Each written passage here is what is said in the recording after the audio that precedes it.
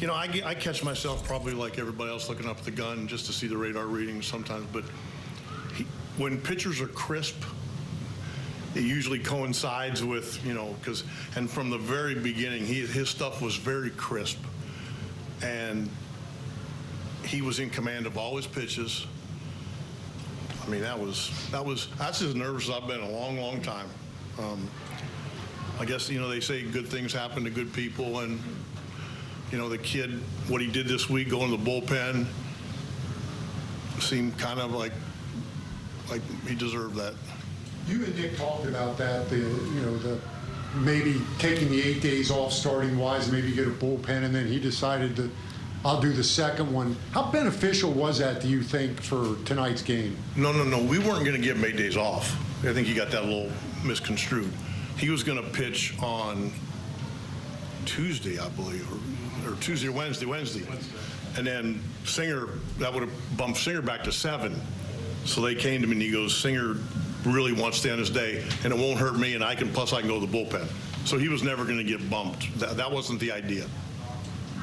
But how much did the bullpen help him get back on track? I don't know, but I have a feeling that if you try to make it help you, like, you know what I'm saying, instead of just, well, I got to go do, you know, he did it for a reason, to help the ball club, and he actually threw the ball really well. I just think sometimes when you have your head in the right place and your attitude in the right place, things end up being in the right place. Do you think that can kind of be a lesson for everybody? I would hope. You know, it's why you want veteran leaders on your ball club. There's a reason for that. You said you were nervous there, Dan. How much leash were you going to give him if some of those at-bats got on like that first one? Until he gave up a hit. We had Rogers play catch in between the innings, and then we had him throwing out of sight. So if he did give up a hit, we could go get him.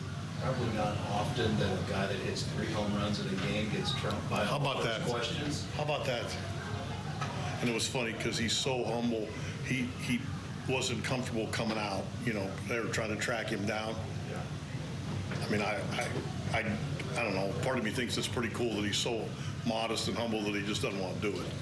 But that was fun to watch, man. When you I'm telling you, when you hit a ball the other way with authority, you're doing something right. Were you thinking before? I mean, you almost have to, and have you ever seen a 4-homer game? By one player? Yeah. No, I'm sure I haven't. I don't remember that. I don't remember a lot, but I would remember that. Your dad? I saw 4 in a row, like, you know, boom, boom, boom. Your dad saw a 4-homer game. And he was a part of a. Yeah, he was betting ahead of Call Mm-hmm. How unique is Martinez's ability he's working on a no-hitter, and he's just still smiling and bouncing around the dugout, pacing around? I think that's part of what makes him good is, you know, you got to stay true to your personality.